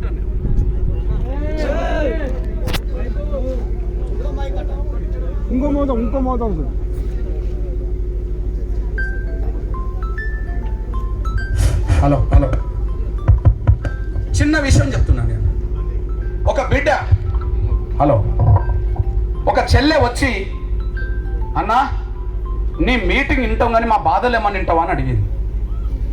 సరే బాధలు వింటావా అన్నప్పుడు మీటింగ్ ఎందుకు పెట్టాలి అని చెప్పి ఒక 30-40 మందిలో చర్చించుకుంటున్నప్పుడు చెప్పమ్మా అన్న నా బిడ్డకు గుండె జబ్బు ఉన్నది, ఈమె పేరు నసీమ, ఎదురుగా గుడిసె మా ఇల్లే, ఇగో ఈయన నా భర్త మా అత్త, కూలి చేసుకొని బతుకుతున్నాం మేము. కానీ నిద్రలు పట్టని రోజులు వచ్చినాయన్న మాకు. నా బిడ్డ గుండె జబ్బు ఉన్నదన్న, ఆపరేషన్ చేయాలంటే గవర్నమెంట్ ఆసుపత్రిలో చేస్తలేరన్న, ప్రైవేట్ ఆసుపత్రికి వెళ్తేనేమో ఆపరేషన్ ఖర్చు 1,40,000 అని అడుగుతున్నారన్న. ఆ పరిస్థితి మా దగ్గర లేదన్న, నా బిడ్డకి ఏమైనా ఆపరేషన్ చేసి నా బిడ్డను కాపాడు అని అన్నది. అప్పుడు నేను ఒక మాట చెప్పాను, అమ్మా నీ బిడ్డకు ఆపరేషన్ చేయించే ప్రయత్నంలో నేను డబ్బులు ఇవ్వలేను కానీ ఆపరేషన్ మాత్రం చేపిస్తాను అన్నా. నేను ఆపరేషన్ డబ్బులతో కూడుకున్నది అయితే నువ్వు డబ్బులు ఇవ్వనని ఆపరేషన్ ఎట్లా చేపిస్తావు అని అడిగింది. నా దగ్గర డబ్బు లేదు కానీ గవర్నమెంట్ దగ్గర ఉంటుంది కదా అమ్మా అన్న, గవర్నమెంట్ దగ్గర తీసుకెళ్ళి చేపిస్తానమ్మా, నన్ను నమ్మమ్మా అన్న. నీ దయ అన్న, నా బిడ్డను కాపాడితే చాలు, నాకు మగ పిల్లలు లేరు ఆడపిల్లలు లేరు, ఒక బిడ్డ అని చెప్పేసింది. సరే అమ్మా అని చెప్పాను. మీటింగ్ అయిపోయింది, వాళ్ళ ఇంటికి వెళ్ళిపోయారు. నేను హైదరాబాద్ వెళ్ళాను. హైదరాబాద్ వెళ్ళిన వారం రోజులకే రాజశేఖర్ గారు ముఖ్యమంత్రి అయ్యిండు. మే 14, 2004. నాకు గుర్తున్నది, ఇక్కడ హామీ ఇచ్చింది పిల్ల ప్రాణం కాపాడాలి. మే 20కే వాళ్ళని రప్పించుకున్నా. మాదార్ అని ఒక తమ్ముడు నాకు మా ఖమ్మం జిల్లాలో ఎంఎస్పీలో ఉంటాడు, ఎంఆర్పీస్లో పనిచేస్తాడు. ఆ తమ్ముడిని పిలిపించుకొని ఫలానా గ్రామంలో రెబ్బవరం గ్రామంలో నేను మాట ఇచ్చాను, వాళ్ళని తీసుకొని రా అని చెప్పేశాను. మే 20 రాత్రికి వాళ్ళని తీసుకొచ్చి హైదరాబాద్లో పెట్టుకున్నాం.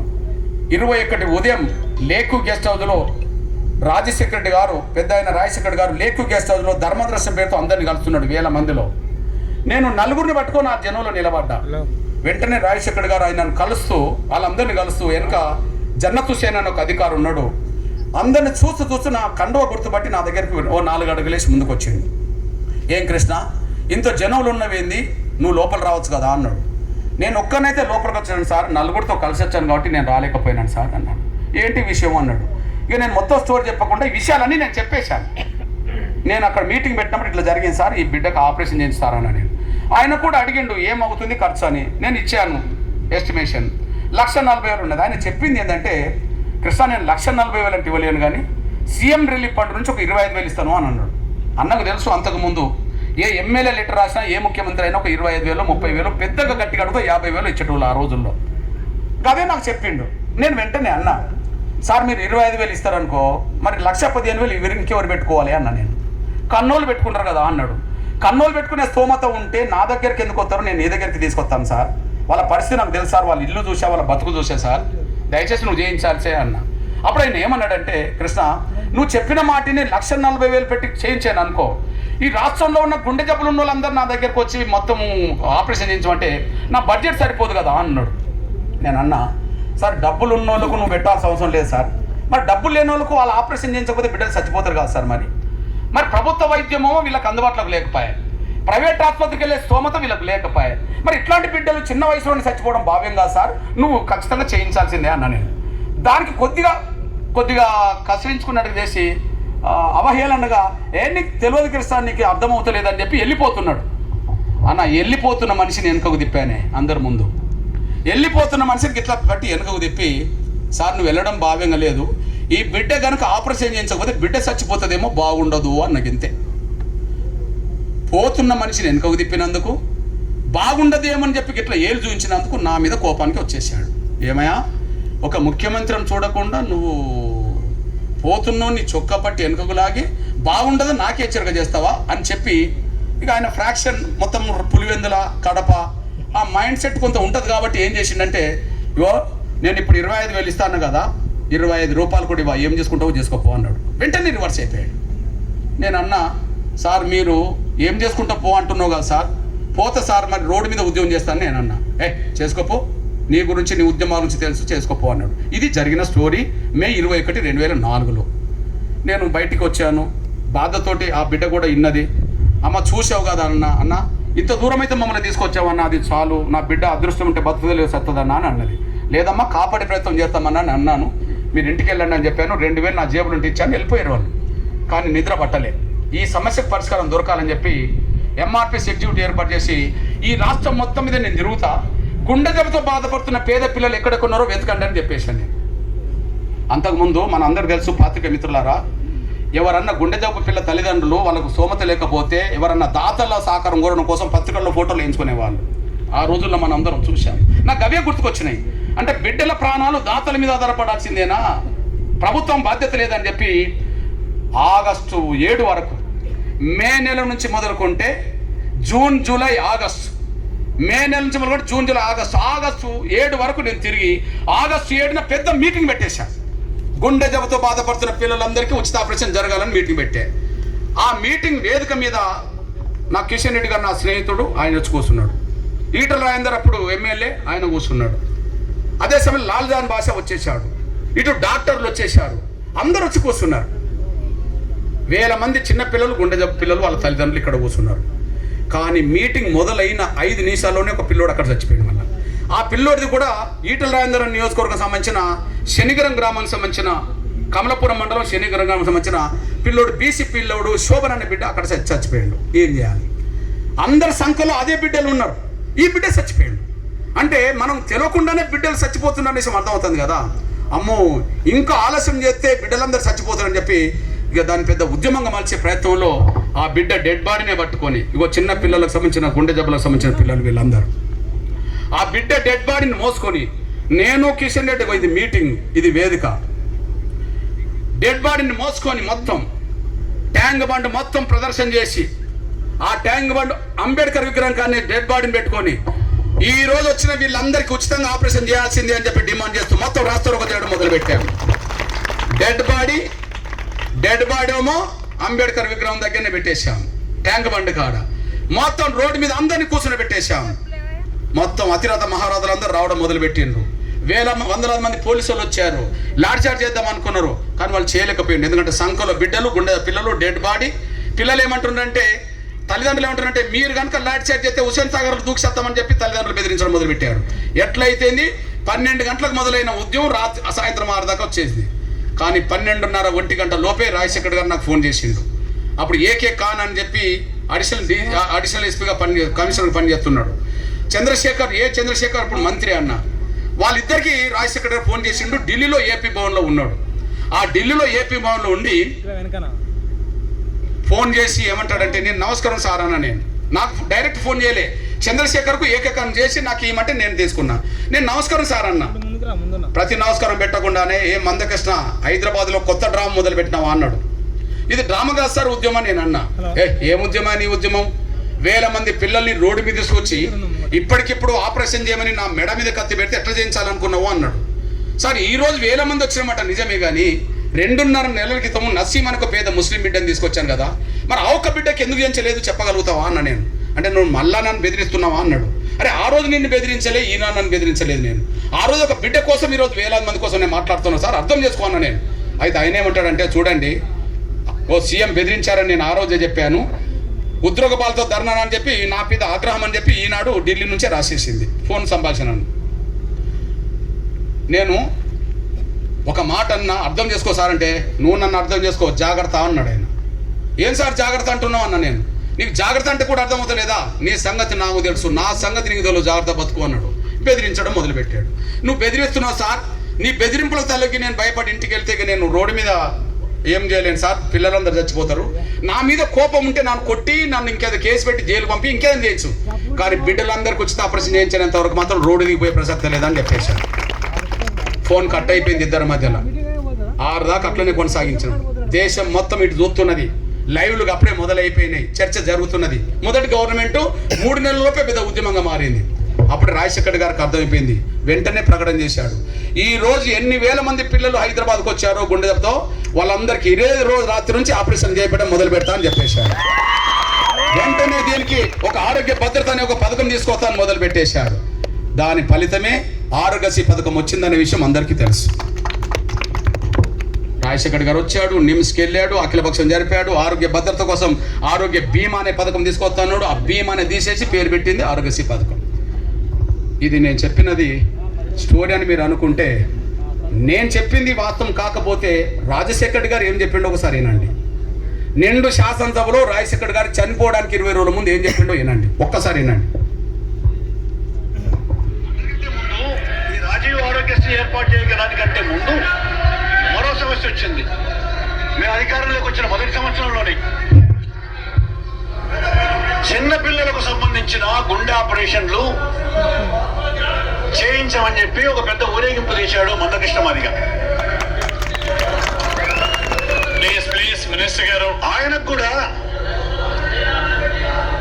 12 సంవత్సరాల వయసున్న పిల్లలందరికీ చేయించాలని చెప్పి ఊరేగింపు తీశాడు.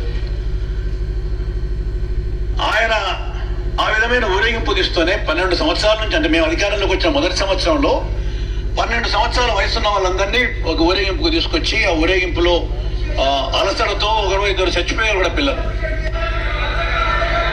మా దృష్టికి వచ్చిన వెనువెంటనే ఏమాత్రం ఆలస్యం చేయలేదు అధ్యక్ష. అందుకే అధ్యక్ష వెంటనే ఏర్పాటు చేసామా లేదా? ఎప్పుడు ఏర్పాటు చేశాం? అప్పుడు ఏర్పాటు చేశాం. అంటే వెంటనే అంటే ఎప్పుడు? ఆగస్టు 7. కానీ వెంటనే అది కాదు, మే 21 ఉన్నది కథ. ఆ కథ చక్కగా జరగలేదు కాబట్టి ఈ కథకు దారితీసింది. అప్పుడు ఉద్యోగం మారింది కాబట్టి ఆయన అనివార్యంగా రోడ్డు మీద అంగీకరించాల్సి వచ్చింది, మొదలైంది. ఇప్పుడు చెప్పండి, పేరుకు మాదిగా ఉద్యమే కానీ అన్ని వర్గాల పేదలకు ఆరోగ్య కార్డు తీసుకొచ్చింది. ఎందుకు తీసుకొచ్చాం? కృతజ్ఞత. ఈ ఉద్యమం ఎదగడానికి సమాజం కారణమైనప్పుడు సమాజానికి చేయాల్సిన బాధ్యత ఉన్నది. అది కులంతో మతంతో సంబంధం లేకుండా మనం చేయాల్సిన అవసరం ఉన్నదని చేసే ఆ పోరాటం చేశాం. ఇవాళ దేశంలో ఏ రాష్ట్రంలో లేని పథకం ఈ రాష్ట్రంలో వచ్చింది. ఏ రాష్ట్రంలో అయినా పేదలు ప్రభుత్వ ఆసుపత్రికి వెళ్తున్నారు, డబ్బులున్న వాళ్ళు ప్రైవేట్ ఆసుపత్రికి వెళ్తున్నారని ఈ రాష్ట్రంలో పేదలు మాత్రం కార్పొరేట్ ఆసుపత్రికి వెళ్ళి వైద్యం పొందే కాడికి వచ్చిందంటే అది ఎంఆర్పీఎస్ ఉద్యమం ఫలితం. సమాజానికి కృతజ్ఞత చేసింది అనేసి కూడా మీరు తీసుకొస్తున్నాను.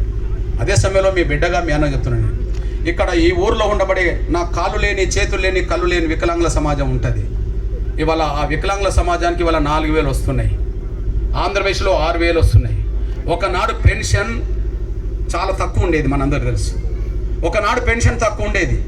నేను 2007లో విశాఖపట్నంలో ఒక పెద్ద మీటింగ్ పెడుతున్నప్పుడు అక్కడ 10 మంది వికలాంగులు వచ్చి నాతో మాట్లాడిండ్రు. అన్నా, నువ్వు గుండె జబ్బుతో బాధపడుతున్న పిల్లల కోసం ఉద్యమం చేస్తే ఆరోగ్యశ్రీ పథకం అందరికీ మేలు చేసింది కదా, మా కాళ్ళు లేని, చేతులు లేని, కళ్ళు లేని వాళ్ళ కోసం కొంత ఏదైనా ప్రయత్నం చేయవచ్చు కదా అని నన్ను అడిగిండ్రు. సరే మీతో చర్చిస్తాను, ఎక్కడికి రావాలో చెప్పండి అన్న. నేను మీటింగ్ ఉన్నాను కాబట్టి, అన్న మాకు పలానా ఇందిరా సదనం విశాఖపట్నంలో ఉన్నది, అక్కడికి రా అని చెప్పేశాడు. నేను అర్ధరాత్రి 2 గంటలకు పోయి 4 గంటల దాకా వాళ్ళ దగ్గర కూర్చున్నా నేను. అప్పుడు వాళ్ళు అన్నారు మాటకు చాలా బాధ అనిపించింది. అన్న, మా తల్లిదండ్రులు కూడా మమ్మల్ని చిన్నచూపు చూస్తారన్న, మా కుటుంబ సభ్యులు కూడా మమ్మల్ని చిన్నచూపు చూస్తారన్న, మేము వాళ్ళకి భారమైనట్టుగా భావించుకుంటారన్న. మా కుటుంబ సభ్యులకు మేము భారం కాకుండా మేము గౌరవంగా జీవించడం కోసం మా పెన్షన్ పెరిగేటట్టు చూడు అని అన్నారు. అన్న, మరి పెన్షన్ ఎంత ఉన్నది అప్పుడు? 200 పెన్షన్ రాజశేఖర్ గారి కాలం. ఇక్కడ మీరు గ్రహించండి, రాజశేఖర్ గారి కాలంలో పెన్షన్ 200. వాళ్ళు నాకు టార్గెట్ ఇచ్చింది ఎంత, మరి ఎంత పెంచితే బాగుంటుంది, మీరు గౌరవంగా ఎట్లా జీవిస్తారని అన్నా నేను. అంటే 1,500 పెన్షన్ కావాలని వాళ్ళు అన్నారు. ఉన్నది ఎంత? 200. పెరగాల్సింది ఎంత అంటారు? 1,500.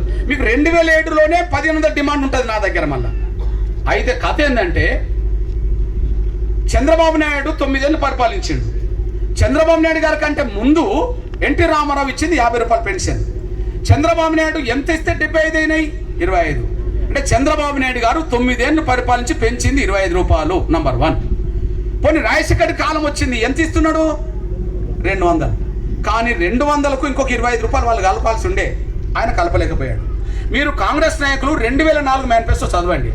ఆ 2004 మేనిఫెస్టో ఏమిటంటే, టీడీపీ ప్రభుత్వం 75 రూపాయలు పెన్షన్ ఇస్తుంది, దానికి 2 150 కలిపి 225 పెన్షన్ ఇస్తామని అందులో ఉంటుంది. 225 రూపాయలు పెన్షన్ ఇస్తామని అందులో ఉంటుంది. మరి రాజశేఖర్ గారు ముఖ్యమంత్రి అయింది ఎప్పుడు? 2004. ఇవ్వాల్సింది ఎంత? 225. ఇస్తున్నది ఎంత? 200. ఎగ్గొట్టింది ఎంత? 25 రూపాయలు. అంటే చంద్రబాబు నాయుడు 9 ఏళ్ళు పెంచింది 25, రాజశేఖర్ గారు ఎగ్గొట్టింది 25. 2007 దాకా 25 ఎగ్గొడుతున్నారు, అప్పటికి ఇవ్వలే. అసలు 25 రూపాయలు ఇవ్వడానికి ప్రయత్నం చేయండి. ఆ రోజుల్లో నాకు 1500 రూపాయలు పెన్షన్ కావాలని వాళ్ళు నాకు అన్నారు. నువ్వు వాళ్ళ కోసం చేయకపోతే ఎవరి కోసం చేస్తాం? ఇప్పుడు నేను ఉన్నా, నా కాళ్ళు ఉన్నాయి, చేతులు ఉన్నాయి, రెక్కలు ఉన్నాయి. నా ఊర్లో మాది శాంపేట, అంటర్ రోడ్ శాంపేటకు వరంగల్కు కాజిపేట మధ్యలో నేను రిక్షా తొక్కుకొని నా కుటుంబాన్ని పోషించాను. నేను ఆటో రిక్షా నడిపా, కొద్ది రోజులు నేను ట్రాక్టర్ నడిపా, నేను బండ కొట్టా. ఊర్లో అన్ని కూలి పనులు ఎట్లా చేసుకుని నేను అట్లా కూలి పని చేసుకోగలిగాను. ఎందుకు చేసుకోగలిగాను? నాకు కాళ్ళు ఉన్నాయి, చేతులు ఉన్నాయి, కళ్ళు ఉన్నాయి, రెక్కలు అన్నీ ఉన్నాయి. కానీ కాళ్ళు చేతులు రెక్కలు లేని వాళ్ళ కోసం చేయకపోతే ఇంకెవరు చేయాలని చెప్పి అప్పుడు ఆలోచన వచ్చి ఖచ్చితంగా 1500 రూపాయలు పెన్షన్ పెరగాల్సిందే అని చెప్పి డిమాండ్ చేసి ఉద్యమాన్ని మొదలుపెట్టారు. ఆ ఉద్యమం ఎంత దూరం వచ్చిందంటే లక్షల మందిని సమీకరించే కాడికి వచ్చేసింది. లక్షల మందిని సమీకరించే కాడికి వచ్చేసింది. ఇది చూడండి, వికలాంగుల విజృంభణ. ఇది ఇప్పటిది కాదు, 2007 సంగతి చెప్తున్నాను. ఈ మీటింగ్ ఎవరన్నా వికలాంగుల మీటింగ్ అనుకుంటారా? ప్రపంచంలో లక్షల మంది వికలాంగులు ఎప్పుడన్నా ఒక దిక్కు అయినరా? కానీ ఎంఆర్పిఎస్ వికలాంగులందరినీ కూడగట్టి లక్షల మందిని సమీకరించి వెంటనే ఉద్యమంగా మలిచాం. ఆ ఉద్యమంకి లాఠీ చార్జ్ జరిగింది అదే రోజు రాత్రి. ఆ రోజు నేదురుమల్లి జనార్దన్ రెడ్డి గారి భార్య, అప్పుడు అమ్మ, ఆ మంత్రి ఉండే, రాజ్యలక్ష్మి మంత్రి ఉండే, ముఖేష్ గౌడ్ గారు మంత్రి ఉండే. వాళ్ళు చర్చలకు వచ్చిండ్రు. చర్చలకు వచ్చిన వాళ్ళ మీద గొడవలు జరిగినాయి, లాఠీ చార్జ్ జరిగినాయి. అంతిమంగా వాళ్ళు ఒక 500 అన్నారు. అంటే 25 రూపాయలు ఎగ్గొడుతున్న ఆ గవర్నమెంట్ తోటే 500 దాకా అనిపించాను. 500 అన్నారు కానీ దాన్ని అమలు చేయాలి. అమలు చేయకపోతే నేను ఆమర దీక్ష చేయాల్సి వచ్చేసింది. అమలు చేయకపోతే ఆబిడ్స్లో 3 అంతస్తుల మేడ మీద ఆబిడ్స్లో ఆమర దీక్ష చేయాల్సి వచ్చింది. అప్పుడు రాజశేఖర్ గారు మల్లు రవిని చర్చలకు పంపి 500 రూపాయలు త్వరగానే అమలు చేస్తామని చెప్పి అప్పుడు ఒప్పందం కుదిరింది. 500 రూపాయలు మళ్ళీ అమలు చేయించి 500 మళ్ళీ 1000 తీసుకోవడం కోసం మళ్ళీ ఇంద్ర పార్కులో ధర్నా చేసి మరి రెండోసారి నల్గొండ బస్ స్టాండ్లో ఆమర దీక్ష చేసి చంద్రబాబు నాయుడిని కేసీఆర్ రమ్మంటే ఈటలను పంపితే అందరూ అనుకున్న ఫలితమే 1500 రూపాయలకు అందరూ ఒప్పుకున్నారు. ఆ 1500 రూపాయలే తెలంగాణ వచ్చినాక ఇక్కడ కేసీఆర్ అమలు చేసిండు, చంద్రబాబు నాయుడు అక్కడ